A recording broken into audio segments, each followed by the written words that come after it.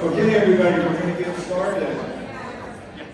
I just want to thank everybody for being here tonight for the Douglas County Citizenry Douglas County School Board Forum. So give you all a big hand for being here.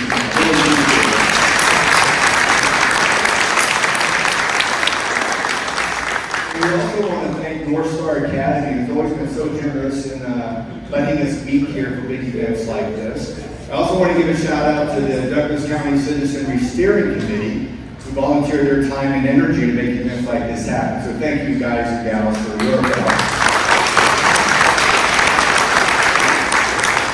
And I also want to thank our security who is here tonight. As you all know, we're coming off a really dark week in America. And that horrible tragedy that took place has emphasized even more so the need for a free exchange of ideas and civil discourse.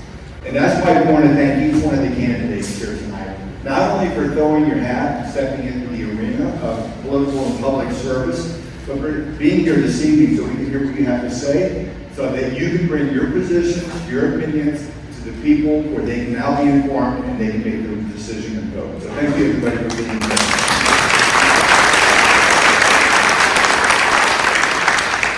So let's also thank those that are currently in office. Do we have any elected officials here tonight? If you can raise your hand or stand so we can give you a thanks.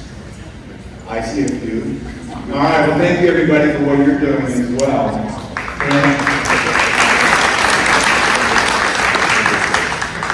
And I'm going to ask Andrew to come up in a moment because what I'd like also now is for any of my fellow veterans, anybody that served in the military or currently serving, if you can stand so that we can thank you for your service.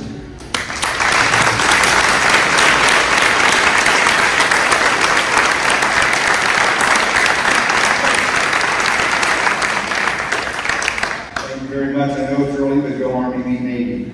Also like to thank the first responders, if you can stand. Anybody that's has been a first responder or still, thank you very much. Thank you, sir. And now I'd like to introduce my Army buddy, Andrew. He can come up and lead us in the Pledge of Allegiance. Deborah, please stand and lift up your hands. I pledge allegiance to the flag of the United States of America and to the republic for which it stands, one nation, under God, indivisible, with liberty and justice for all. Thank you, everybody. You can have a seat. So once again, I want to thank everybody for being here, and I'll invite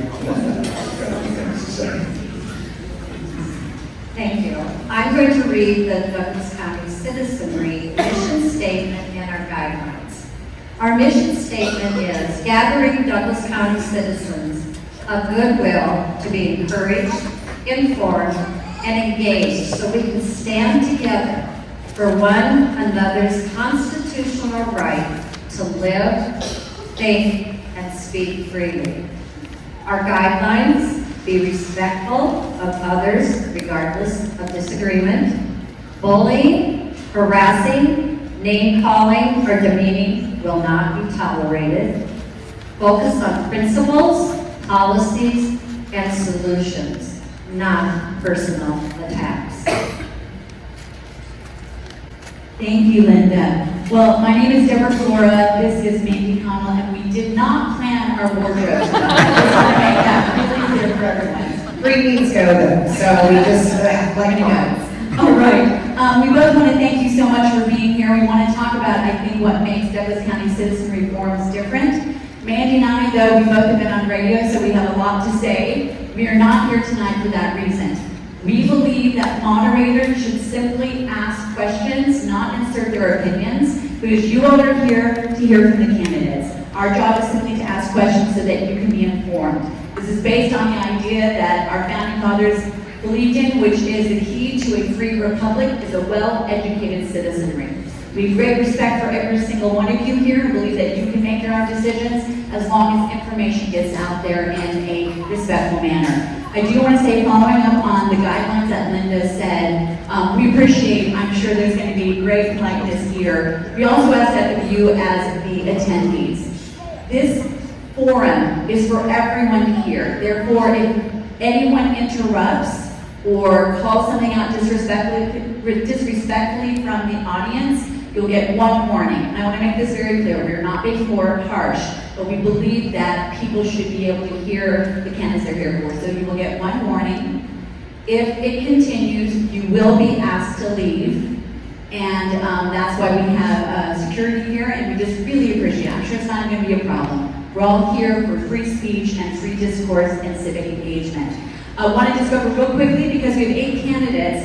I appreciate your understanding that we will at the end try to get to as many of the cards that have been submitted by the audience as possible, but with 8 candidates, it's going to take a fair amount of time to get through everything. So you can still submit questions on cards, and then we'll try to get to the ones that are not being repeated. We're going to open, by the way, the candidates know the guidelines in the 90-second opening. 1 minute to ask each question. We'll have a brief lightning round. Then we'll do audience questions, and then we will have a closing statement.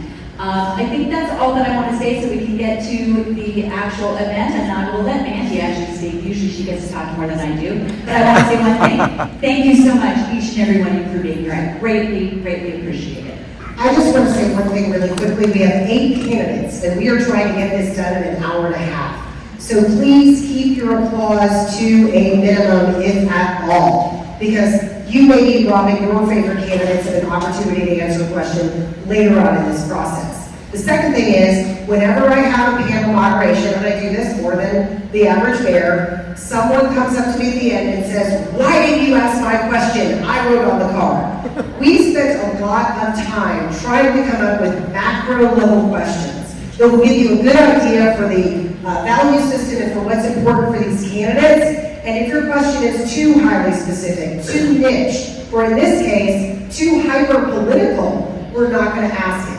We're trying to ask the questions that affect the most people and are the most important to the majority of people in Douglas County. So please understand, it's nothing personal. We have no idea who wrote these questions, but some of them are just not going to make the cut. That's just the way it is. So sorry. And if I get to say one last thing, every single one of these individuals up here is putting all of this effort in for a voluntary position. So let's just give them one more.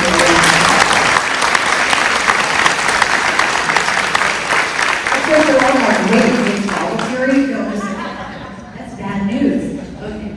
Well, we're going to go and get started. So we're going to begin, and we'll go from the left side to the right side. And you will notice, by the way, the candidates are sitting not by slate or grouping, but by the district. So you can hear, because we believe in individuals running for individual seats in individual districts as well. So we're going to start with Kyrzia, and we're going to go on down, and it'll be a 90-second opening statement by each candidate. Hello, can you all hear me? Okay, thank you. I'm going to start now. My name is Kyrzia Parker. I'm a mom of 2 small kids, a therapist, a licensed clinical social worker, a small business owner, and a proud Douglas County School graduate. I grew up here. This is my home. I'm raising my family here. And I believe every student in Douglas County deserves access to public education that's going to prepare them for their future, regardless of ability, zip code, or background. When I was a student here in the district, I had an IEP that later turned into a 504 plan. That means I know firsthand what it's like to feel behind. I also know firsthand what it's like to have educators believe in you, see past the challenges. Their belief in me forever changed the course of my life.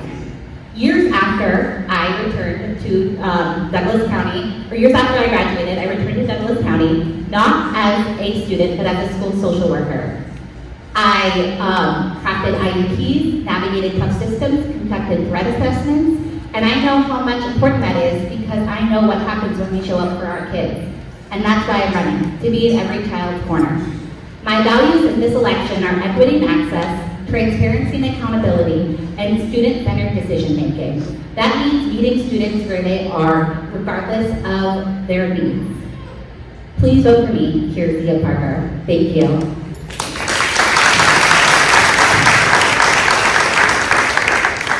Hi everyone, Matt Smith here, running for Douglas County School Board with the Common Sense DCSD slate. I too am a parent of a 13-year-old son in the district. And I want to talk a bit about my background, and then we'll go into a little bit of the issues. So I took a different path straight out of high school and went into the United States Navy, where I served for 4 years. Getting out, returning to Colorado, not from here, originally from West Virginia, but I was stationed here in Colorado, really love it here. Came back and finished my degree, and I became a deputy sheriff in Jefferson County for 8 years. Spent the last 5 of that chasing felons and having a good time there. And then at the same time, I was serving in the Colorado Army National Guard. And then I decided to make a big career change, move over to IT. I currently run a global IT consulting practice, helping some of the biggest brands in the U.S. With their AI strategy and such. I also volunteer for the Douglas County Search and Rescue Team. I'm not telling you all this to kind of, flex on my background here. I'm telling you all this because I bring a wide breadth of experience to the board. And 4 years ago, I had no idea what a school board was, and then COVID happened. I saw what happens when a board does not listen to parents, and a board does not put children first. And that's what we're here to do today, is make sure that we put children first. We want to focus on academics. We want to make sure that we protect girls and their sports and their spaces, so no biological boys and girls' sports, their bathrooms, their locker rooms. And we want to make sure that we protect parental rights, so that parents know what's going on in the classroom, and they have the ability to opt out and opt into certain things within the classroom so that they know what's going on. This election is very important. Please vote Matt Smith for Douglas County School Board.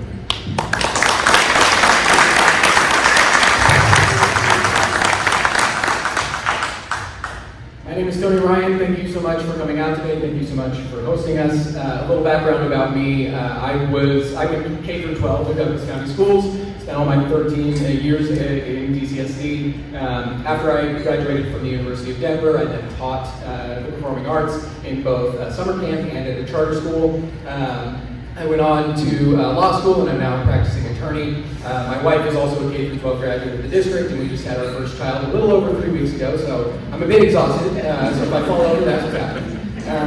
My son is the reason I'm running. I want him to grow up in schools like I did, schools that believe in students, that invest in them, and that put them first. There are 3 things that I'm focusing on with this campaign. First of all, making sure that we're using the taxpayer dollars that are entrusted to our district responsibly. Second, I want to make sure that we have strong extracurricular activities available to our students. That means funding boys and girls sports at the same level so that our girls don't have to use hand-me-downs and subpar fields, and making sure that our students feel safe and supported in their schools, especially given the light of things that happened previously. We need strong mental health supports, strong law enforcement working together, and we need to make sure that our students feel that safety. Once again, my name is Tony Ryan. Please vote for me to be a director on the Douglas County Board of Education.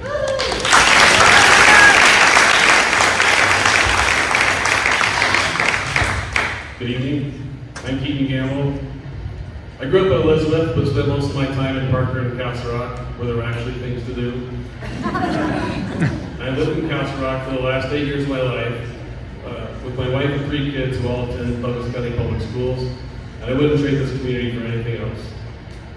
What sets Douglas County apart is how we've maintained our shared values as we see the changes happening all around us. That's what's kept this such a great place to raise families. Common sense values facilitate academic excellence, which is why our schools are #1 within the metro area. Other districts get distracted by divisive ideology and forced conformity. We stay focused on what works.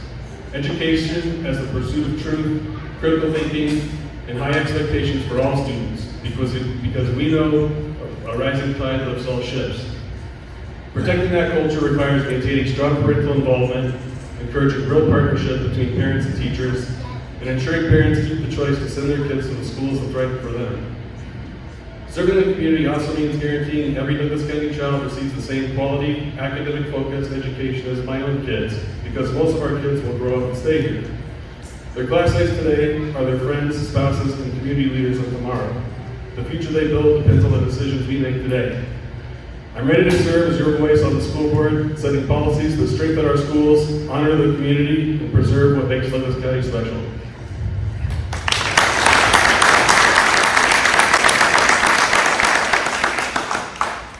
Good evening. My name is Callahan, and I'm running for the Douglas County School Board because as a dad and as an educator, I know firsthand the profound impact that our schools have on our kids' lives. As a dad, I know what it's like when an advanced learner loses interest in school because things aren't challenging. I also know what it's like when a learning disability goes undiagnosed for too long. I also know the power that our schools have when they get it right, when the supports are in place, when talents are nurtured, and every student has the opportunity to thrive. That's why I'm running for the Douglas County School Board, to help build a system where all of our students are successful, not just some. I got into education 22 years ago, teaching math and business at a public school. I went on to get a master's in educational leadership and became a principal. And then 13 years ago, I had the opportunity to lead the turnaround of the lowest performing high school in Denver. And from that experience, I've learned three things. First, use data, not politics, to make decisions. Second, always make sure there are multiple pathways for all young people to be successful. And third, be disciplined with the finances so that all of our young people have the resources they need to be successful, and so that we can compensate our educators competitively. My name is Clark Callahan. I have proven results in public education for 22 years. I'd be honored to earn your vote in November. Thanks.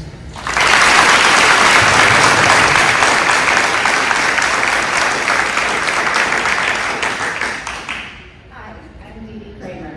I also live in Castle Pines, and I'm the mother of 3 girls, 2 currently in schools in Douglas County. I'm running because I believe that schools are the heart of our communities. I want to make sure they remain strong, accountable, focused, and preparing every student for success while upholding the values that matter to families. Education has always been a core value in my family since the day that I was born. My parents saw a need in the community I grew up in and helped found a school in 1980 that is still thriving today. I saw firsthand the impact that strong schools have on the community. Like my fellow candidates, I care deeply about academic excellence and transparency. But I also want to highlight 2 priorities that are especially important to me. Keeping boys out of girls' sports. It's imperative that we maintain fairness in athletics and keep our girls safe. I have 3 girls. Second, I'm committed to expanding the career and technical education so that every student has a clear pathway, whether that be a college, trade, or a job right after graduation. I am running because I want to preserve the values that strengthen our schools, our families, and our communities. I'm Dede Kramer. Please vote for me in District 8.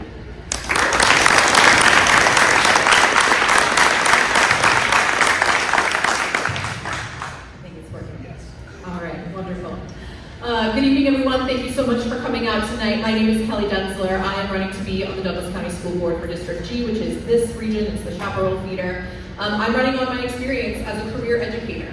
I'm running on my experience and my qualifications in education leadership and my positive vision for this district, where my son recently started kindergarten. Look, Douglas County is a wonderful school district for the majority of our students, but we do have some challenges. I'm so proud that my son goes to these schools because, as Keaton said, our schools are the best performing in the metro area. Our graduation rate is over 92%. And yet, we have a 300-to-1 student-to-school counselor ratio. We have higher than average dropout rates for lower income students. We also have our multi-language learners scoring in the 4th percentile for reading and the 1st for math. They are missing those post-secondary readiness benchmarks. And here in Douglas County, that is unacceptable. These aren't just statistics. These represent real children who deserve better. My experience as both a classroom teacher and an administrator made me uniquely qualified to help address these challenges so that a district that is already good for many can become great for all. Thank you so much. I humbly ask for your vote this November 4th.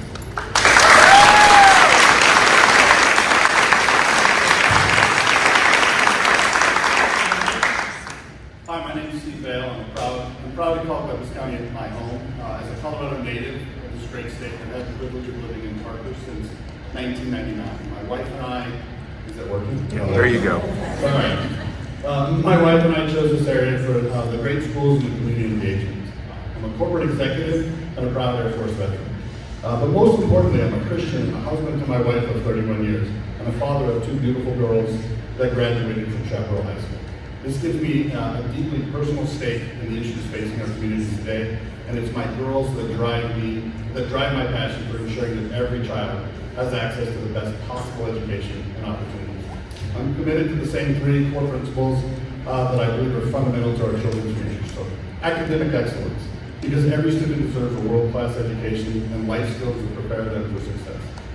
Second, protecting girls' sports. As a girl dad, ensuring fair competition and equal opportunities for our female athletes is incredibly important to me. And third, defending parental rights and school choice, because parents should have the primary voice in their children's education and the freedom to choose the learning environment that's best for them. My faith, my military experience has taught me the value of duty, honor, and service to others. My experience in corporate leadership has shown me how to build coalitions and drive results. But it's my role as a father that motivates me most to fight for the values and policies that will create a brighter future for all of our children. Thank you very much.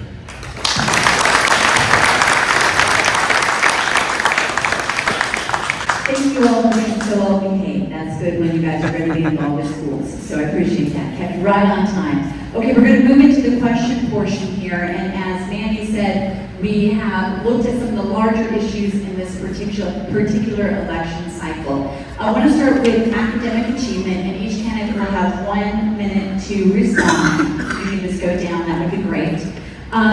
So as it was stated, academic achievement in the Douglas County School District has seen real improvement in the last 4 years, and now DCSD is one of the highest ranking districts. It is the highest ranking district in the metro area for academic achievement, exceeding pre-COVID testing levels on CMAS tests. We'd like to ask each of you, starting with Kyrzia, what would you do to build on this upward academic momentum?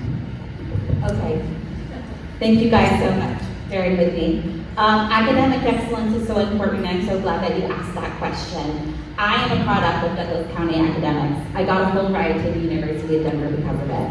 I want people and our kids to continue earning college credits in our high schools to save parents money when they go to college.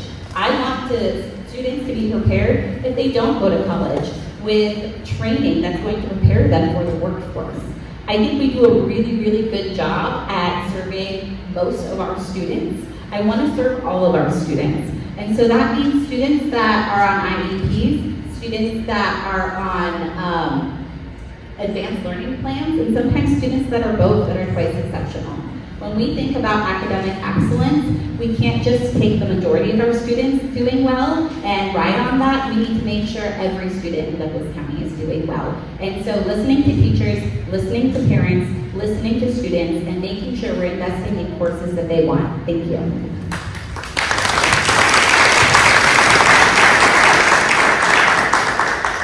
All right, so Douglas County, as was previously mentioned, 90% graduation rate, #1 in the metro area when it comes to CMAS scores. We need to keep building upon that because what's important here is making sure that Douglas County partners with parents, that they partner with teachers, and they partner with students, staff, and administration to make sure that we are focusing on academics and remove all distractions in the form of ideologies from the classroom. So what does this mean? This means focusing on reading, writing, math, science, history, civics, core subjects that are going to prepare folks, for the real world. It's also about preparing folks for jobs and time management and task management, so when they come out to places like where I work, they're ready and they're prepared.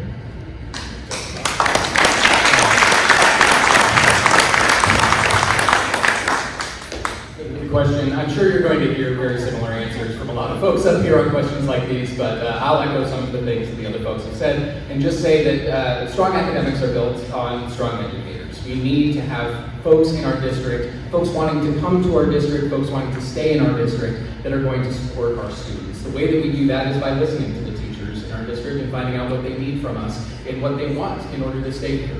There is a problem with us losing teachers to neighboring communities. We do have losses of teachers here because of things like pay, because of things like the support systems that they have in schools, because of things like lacking some policies where they're needed on discrimination, on bullying, on things that come up in students' day-to-day adult lives. And if we want to continue this forward momentum, we need to listen to the experts in the room. The experts in the room are the educators. Thank you.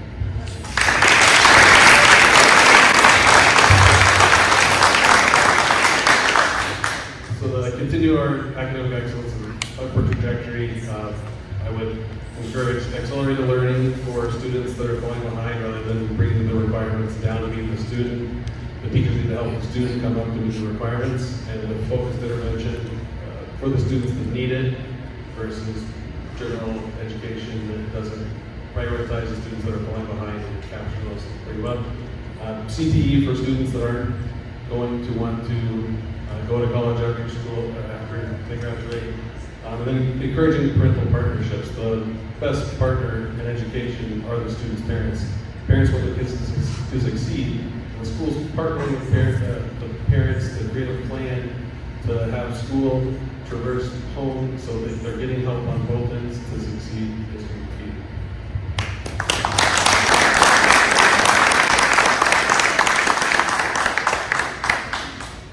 So in Douglas County, we do a really good job of the typical student, the student that fits in the box. What's key to continuing to improve our academic excellence is to disaggregate the data. We have to look at the groups of young people that aren't succeeding. One of those groups is our students that qualify for free and reduced lunch. I would use my experience of over 20 years of working in schools with young people that are at 90% are qualifying for free and reduced lunch, and set specific goals for the superintendent so that the focus is on all of our students and not just some. What gets measured gets done.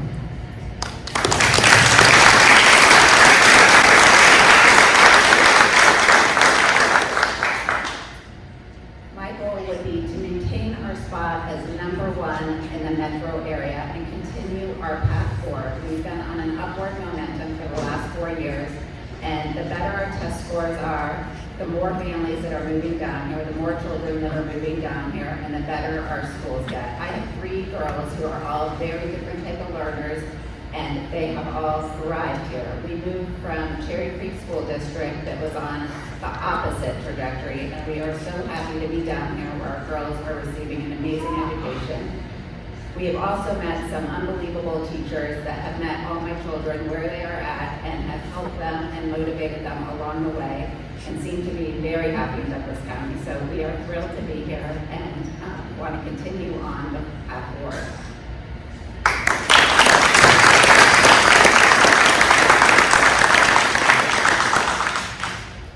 Well, as a teacher, I know that some of the best progress that we can make with our students is being allowed to innovate in the classroom. I am so interested in the place that our artificial intelligence is going to play within education. And I really want students to be prepared for the industries of tomorrow and be tech literate while maintaining their critical thinking skills, while encountering that productive struggle that we know helps students achieve more. I will also point out that we do have a lot of students for whom we are not serving very well. For example, we have a chronic absenteeism rate of 16.6%. For low-income students, it's 34%. You have to be in class in order to master grade level content. And so I think that working on absenteeism prevention and working to reduce truancy is a really important step to continuing that upward momentum. I also think that it's important, as Clark alluded to earlier, that we make sure our students on IEPs and 504s are served as well as our gifted students.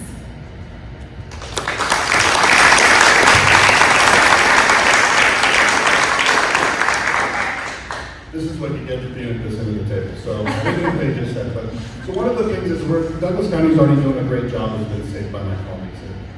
We've got great graduation rate. We're making great upward trends in our CMAS scores.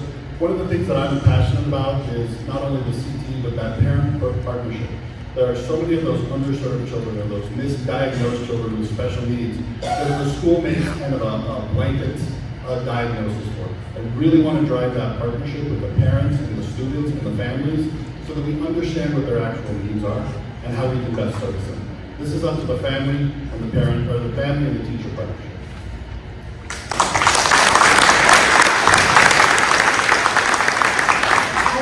A lot of mention has been made in those answers of the teachers that are in our district, and,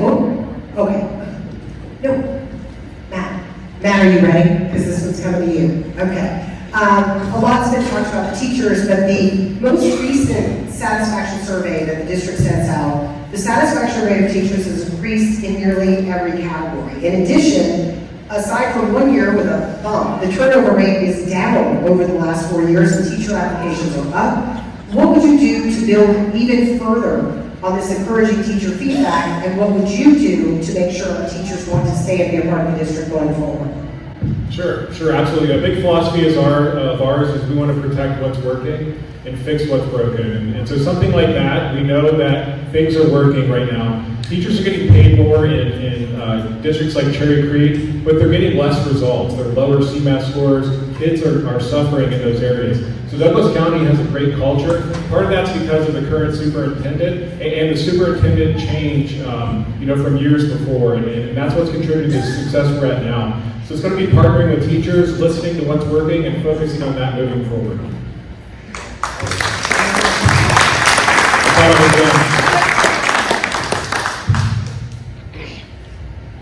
So if you take a look at the data that you all are talking about, I think this was discussed at the last school board meeting, there is a market line for when this changed. And that actually was just after 2023, when an MLO passed that raised the pay for teachers in our district. The reason that we're seeing more teachers wanting to be in our district, wanting to apply to our district, that sort of thing, is because we are paying our teachers more. There is market improvement when we listen to our teachers, when we go to them and we say, what do you need from us? What needs to change in our district? And what they told us was the pay. Before that MLO was passed, we know that people were leaving our district specifically because of the pay. We have those records in HR. Those dropped off significantly. So the way that we can continue to support our teachers is by listening to them and seeing what they need to change in their jobs, in their culture, in their pay. That is the thing that changes how our teachers are in this district going forward.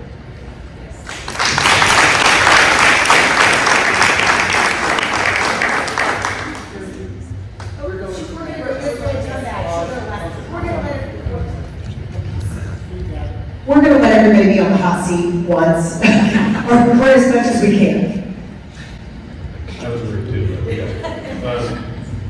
So to maintain and keep the teacher satisfaction, I'd say continuing to feed classroom autonomy for teachers that are performing well, that consistently have good outcomes of their students, giving them more freedom, and also allowing giving clear guidance for discipline to maintain order in the classroom. Teachers like to be able, maintaining order in the classroom is important for education, but also for the teacher to feel supported, to be allowed to do that in the first place. And the culture, I think, is the biggest factor of why people are attracted, or teachers are attracted to the Douglas County School District. The pay is about average now. It was woefully low, but that's been fixed.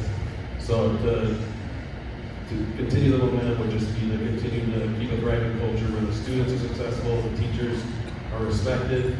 That's fair.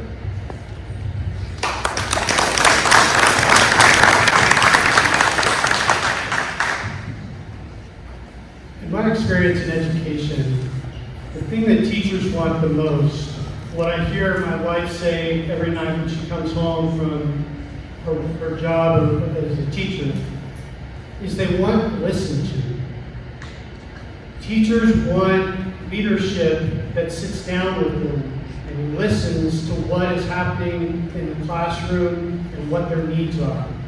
And so I would continue my practice that I have now as a school administrator, meeting with all the people that I work with several times a year and really listening to what is going well and what is not going well, so that we have the information that we need to do our jobs. Thanks.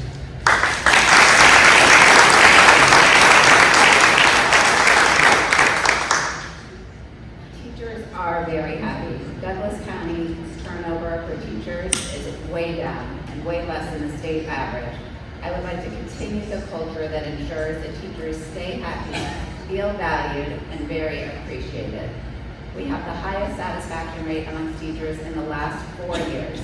Teachers are even coming back to Douglas County, as are former students who want to be in Douglas County because they are proud of the schools they went to and want to continue on that legacy for their children and future students. Thank you.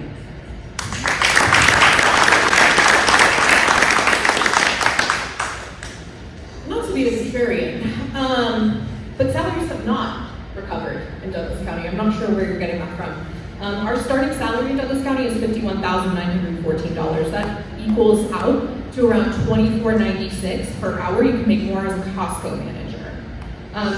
So I reject that. The next lowest district is Denver at $55,000, all right? But we are the lowest paying district in the metro area, so you'll forgive me if I'm a little bit confused by that. In terms of teacher turnover, our teacher turnover spiked to over 23% in 2022. That was around the same time the would-be superintendent was legally fired. You know what turned it around? The 2023 MLO, the 2023 board election. It did fall.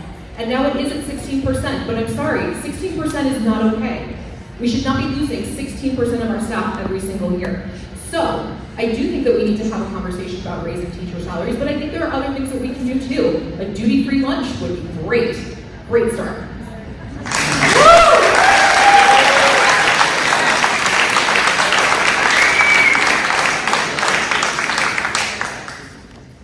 Thanks. So I think that obviously pay is important to everyone, right? We don't do this for free. Well, we do it for free. The teachers don't do it for free. But I think it starts with culture, right?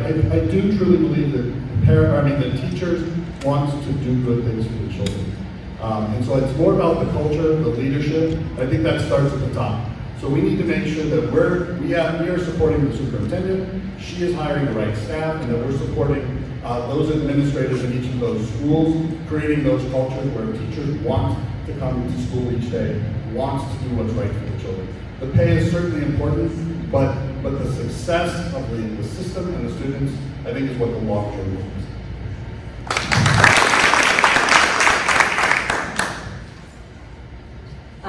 Teachers are so important. I hear a lot of numbers, and I think sometimes we have to look between the numbers. Yes, we have great satisfaction surveys. They're also only completed by about half the teachers. So if 92% of the teachers are happy, but only half of them fill it out, we don't really know the numbers. I work at South Elementary School in Castle Rock, and so these people that we're talking about are people that I call my friends. What they need is to be listened to. They need designated planning time. They need resources that prepare them, like professional development training. They need things that are going to prepare them for the things that are happening in this world that we are not prepared for. They need to be trained to do threat assessments, unfortunately. They need to be trained to know what to do with AI. These teachers need pay, but they also need respect. They need caring. They need to not worry and spend all of their money on their own school supplies. And so, yes, thank you.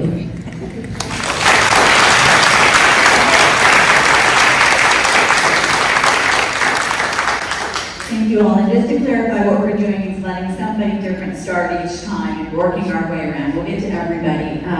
Okay, so this time, Tony, we're going to start with you, and then we'll go around. The next question has to do with something that seems to be a big source of conversation for this election, and some of these questions have come from a lot of the community. This has to do with a collective bargaining agreement that people have been talking about.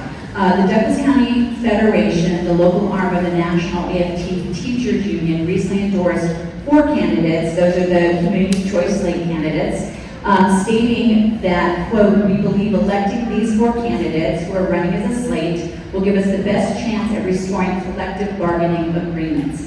Now, I want to ask each candidate as an individual to go down the line and say, are you for a collective bargaining agreement? And if so, why or why not? Thank you. This is obviously, yes, this is probably at the forefront of a lot of folks' minds here. I will state that the 4 folks that were endorsed, that would be Kyrzia, me, Clark, and Kelly, we were the only ones that actually applied. We were the only ones that filled out the survey that was sent to us by the teachers. We were the only ones that had an interest in talking to them. So it's not surprising that they chose to endorse the only 4 people that responded to their questionnaire. Second, in terms of collective bargaining agreement, I mean, I'm a lawyer. My heart lies in negotiation, right? Obviously, I wouldn't do that, it would be up to the staff, but I am open to negotiations happening. Whether that results in a CBA or not is a different story. We can address some of the issues I think that teachers want without having a CBA, if that is how we need to go about it. We can have policies in place that give the things that they're asking for in a CBA if we don't have the union membership, or if we don't have the folks necessary that want to do this, or negotiations fall apart. We can make choices as we need to support our teachers going forward.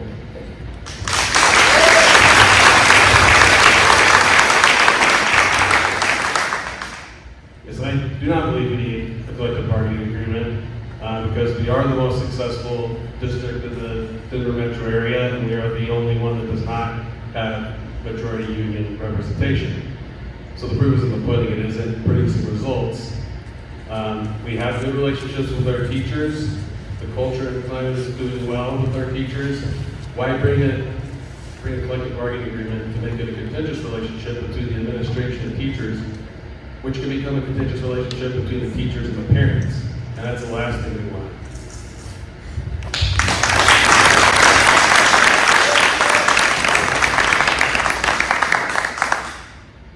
So I want to start by where I left off in the last question, and that's listening. I think that's the most important thing that we can do as directors on the board then, is first sitting down and really listening to all of our educators. Yes, our teachers, but all of our educators, and listening to what they want, what they need to feel supported, to feel successful. And so I'm open to the idea of a collective bargaining agreement. It's not something I would commit to, but it's something that I'm open to listening to and listening to all of our educators about. Thanks.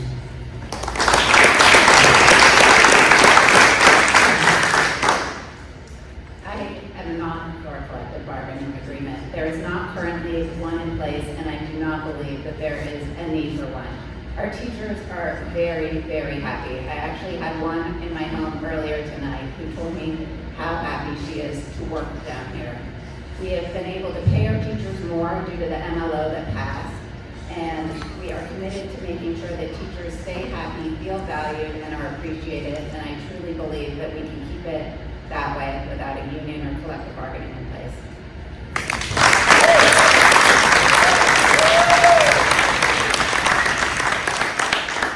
Great way to appreciate your teachers is to listen to them. And I think that if you listen to the teachers of Douglas County, they are saying, we don't have a contract. The word collective bargaining agreement is sort of ill understood by lay people. In my collective bargaining agreement in Cherry Creek, what did it have? It had that I had a duty-free lunch. It had that I had 40 minutes of uninterrupted planning time. It had that I had 370 minutes of planning time per week. It had that I had access to a sick leave bank if I got terminally ill and didn't have enough PTO to cover the fact that I had to be out of work. I think these are reasonable demands. Whether we achieve them through a collective bargaining agreement, through a teacher's bill of rights, or through board policy, I think we can have that discussion in good faith. But to say that, first of all, our teachers are very happy when we know that there are a little bit of nuance there, and to say that there's no need for one, I'm sorry, but there's a little bit of distance between saying there is no need for one and there actually being no need for one. Thank you.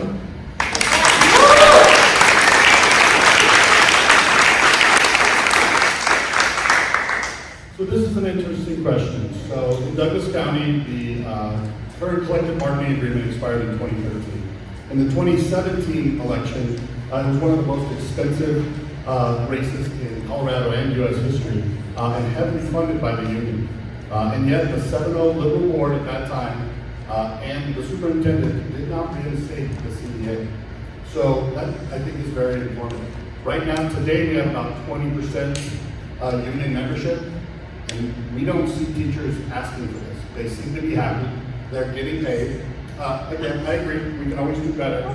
But they have all the things that they have many of the things that they say that they need, and we can do better without a CBA. So right now, where we've got the highest CMAS scores and the highest happiness scores, I don't understand why we want to disrupt that.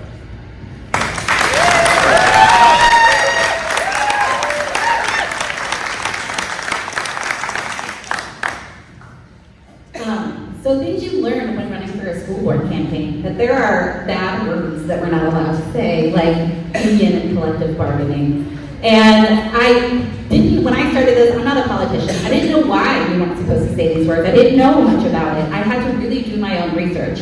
I talked to many people who are against collective bargaining, and I talked to many people that are for collective bargaining. And at the root of it is teachers want to be seen, they want to be heard, and they want to make sure they have a seat at the table.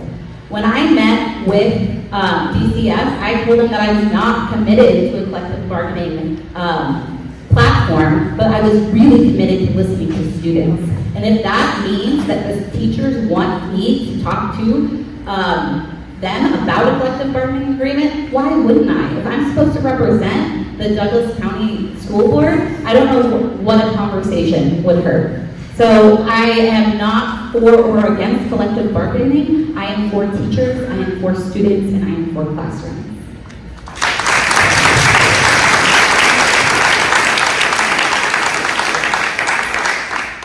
Absolutely not. A collective bargaining agreement would be detrimental to the teacher and staff relation, or the administration and teacher relationship here in Douglas County. D11 down in Colorado Springs just announced their plan to strike early in October. There's a district out in Washington State right now, a heavy union district, that hasn't started classes in 3 weeks because they are on a union strike. That's what I fear will happen here in Douglas County, and it's happened before. The Douglas County Federation organized a teacher sick out in 2022. The district had to close down, students lost out, parents were scrambling for daycare, and kids were just getting back in school for COVID, right after COVID, and unfortunately they had to miss another day. We cannot afford that in Douglas County, absolutely not.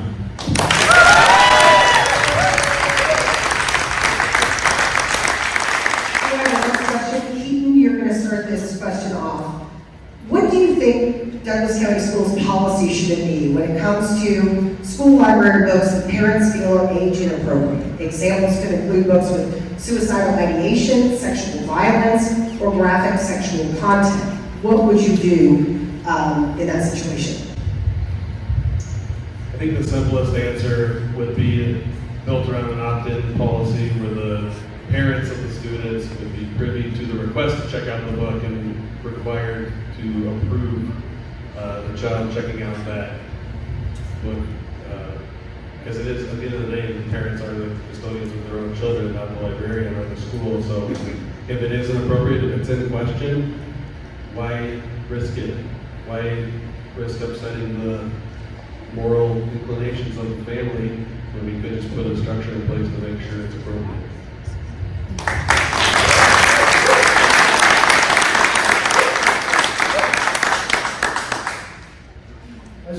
As a dad with 3 kids, 10, 11, and 7, making sure that they have age-appropriate materials is very important to me.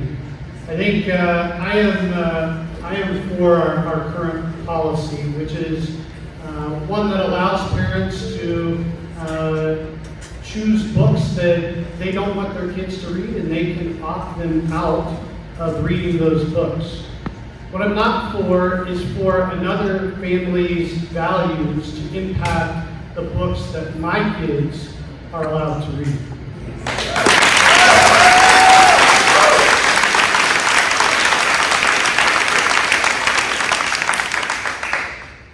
I believe that the books in a school library should be based on education and related to what they are learning in school. Like Keaton said, I also believe in an opt-in policy if there are any books that could be in question. Opt-out assumes parent involvement. However, opt-in ensures that parents are involved and would have a say in what books their kids are reading or checking out in school libraries.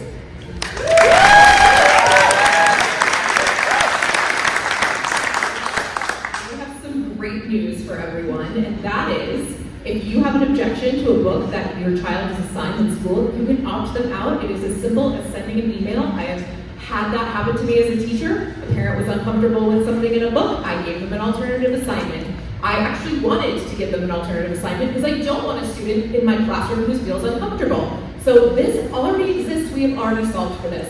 The other thing is that of the 10 most challenged books of 2024, none of them are in our elementary school libraries. You can check this out online. I'll post the link to the library catalog after this. Look, I think that as Clark said, if you don't want Potter, that's fine. You can make that choice. You can actually tell your school librarian to prevent your child from checking that book out. But maybe I want my kid to be able to read Harry Potter. Your choice is fine, but respect my personal freedom for my family as well.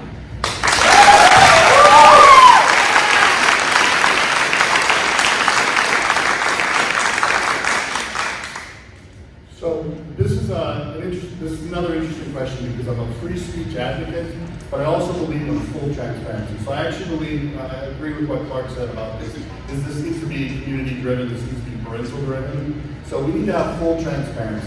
We need to make sure that parents are fully aware of what's happening in our libraries, what's being presented in our classrooms, and then the teachers need to be partnered with the parents to make that choice. And it needs to be fully transparent and either an opt-in or opt-out, but there needs to be a mechanism that allows those parents to be fully informed of what their kids are being exposed to.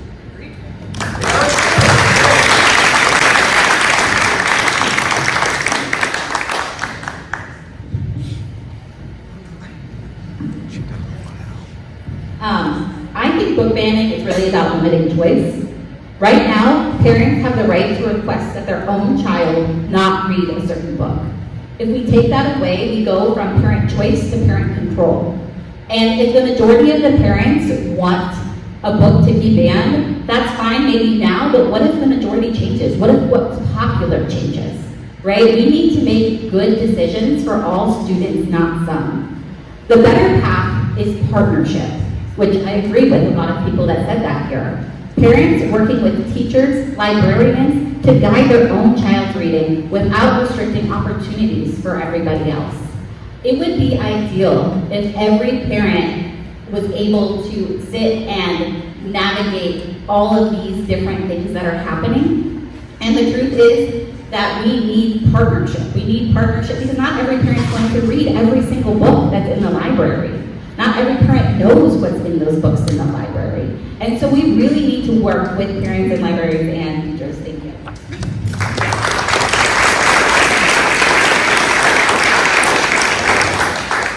As soon as you get the link from Kelly, hit me up and I'll give you some titles to search for that are all over the libraries in Douglas County. This is really a parental rights issue at the end of the day. Every year I have to sign a permission slip for my son to watch PG-13 movies in school. It's no different. Parents are in charge of what their children are exposed to, and they should have control over the type of content that folks are seeing in the library. A child should not be able to go into an elementary or middle school or high school library and check out borderline pornography without parents knowing about it. That's just plain and simple parental rights.